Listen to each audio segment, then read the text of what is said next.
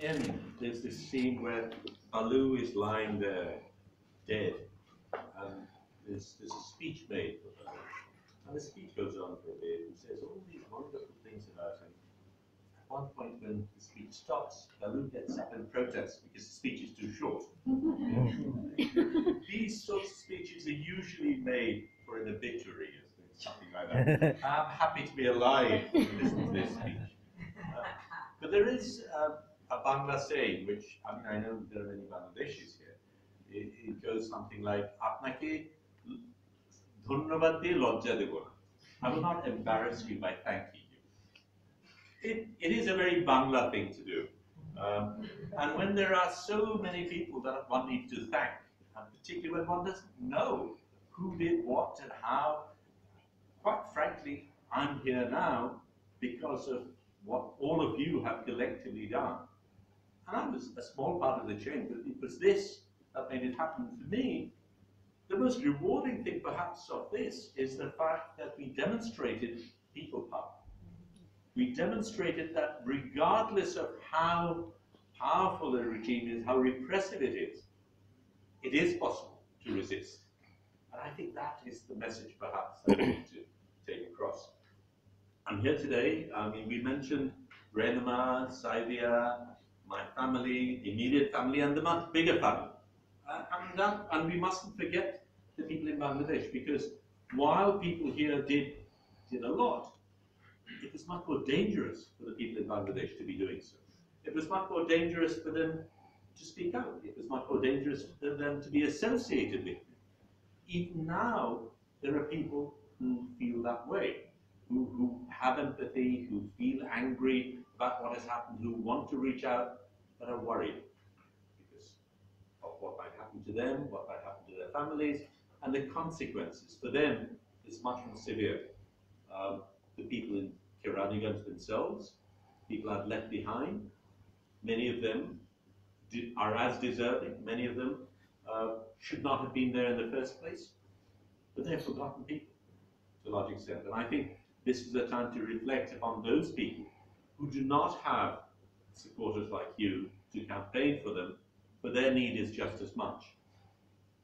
But I would also like to talk about some of the good things, many of the good things. The fact that we're able to do this is one, that we've demonstrated people power is another, that we're holding governments accountable is another, and that has to happen throughout.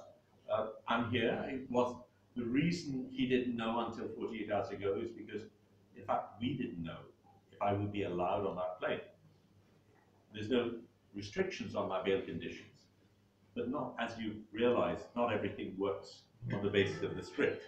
At the moment, I still don't know if I will be allowed back in. So there's another little hurdle. What happens when I go back in is a third.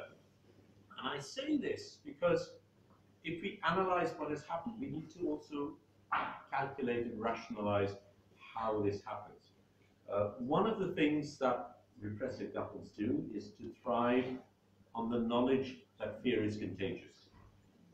I think what is also important to remember is that courage is contagious. And that courage can open doors, courage can will people into doing things they might not otherwise have been able to do. And while all this has happened, for me, a huge plus. I mean, Rupert did mention that I was known in photographic circles. Yes, in Bangladesh I was known in photographic circles. Outside, some people knew me, but by and large, the average person in the field didn't. Today, because of what has happened, everyone knows. But what has happened as a result is when I walk the streets of Dhaka, there are people, complete strangers, who will get off a rickshaw, come over, hug me, tears streaming down their eyes.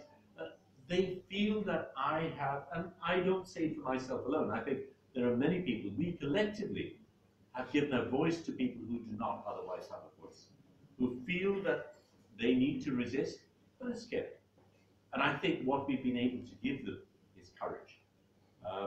And that courage is contagious is something we need to remember. As they talked about it, it's not over. The case hangs over my head.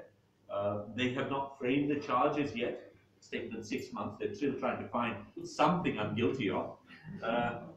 They will invent something if they're not able to, but it doesn't wash. At the end of the day, they've tried all those sort of things. They tried terror, they tried intimidation, they tried physical torture, mental torture. They threatened that my family members would be subjected to similar things.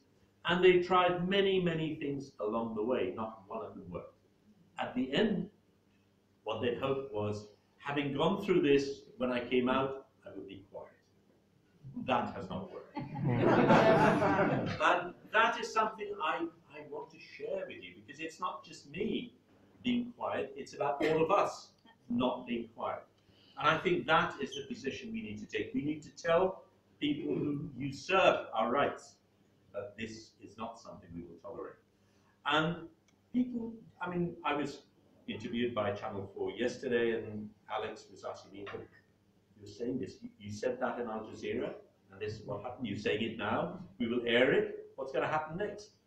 Sure, those are concerns. But at the end of the day, I am the citizen of a sovereign nation. And I'll continue to insist that I'm the citizen of a sovereign nation, and I will consistently demand the rights that my constitution gives me. If they have a problem with that, they can deal with it. It's not my problem. This is my nation, this is what my nation gives me, and I will exercise it. Thank you very much.